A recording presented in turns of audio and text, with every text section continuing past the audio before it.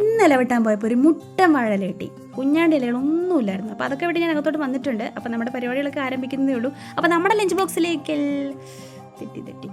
Lunch വീഡിയോയിലേക്ക് എല്ലാവർക്കും സ്വാഗതമൊക്കെ ഉണ്ട് കേട്ടോ. അപ്പോൾ ഞാൻ ഈ വാട്ടി വെച്ച മുട്ടൻ വാഴയിലോട്ട് ആവശ്യത്തിന് ചോറൊക്കെ ഇങ്ങോട്ട് ഇട്ട് കൊടുക്കുക. എന്നിട്ട് നമ്മുടെ കറികളൊക്കെ എന്തൊക്കെയാണ് ഉണ്ടാക്കി വെച്ചിരിക്കുന്നത് കാണാം കേട്ടോ.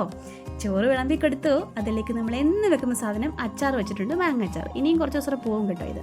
പിന്നെ നമ്മളൊരു മെഴുക്കുവരട്ടിയാണ് വെച്ചത്. മെഴുക്കുവരട്ടിയെ പറ്റി പറയുകയാണെങ്കിൽ നമ്മുടെ വീട്ടിലെ ഫ്രിഡ്ജിൻ്റെ പച്ചക്കറി ബാസ്ക്കറ്റിലൊരു മൂലയ്ക്ക് ഉണങ്ങിക്കിടന്നിരുന്ന കുറച്ച് വെണ്ടയ്ക്ക ഉണ്ടായിരുന്നു.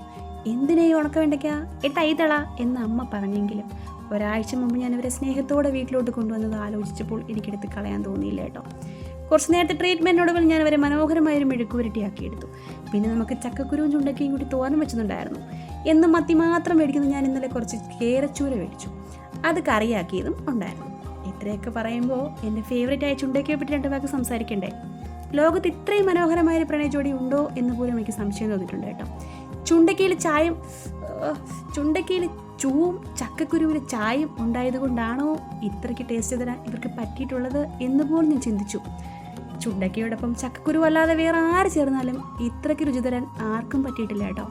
അപ്പം നമ്മുടെ ലഞ്ച് ബുദ്ധിയിലെ സ്പെഷ്യൽ ഐറ്റംസ് ഒക്കെ ഇത്രയൊക്കെ ആയിരുന്നു. ഇഷ്ടമായെന്നുണ്ടെങ്കിൽ ലൈക്ക് ചെയ്യണേ.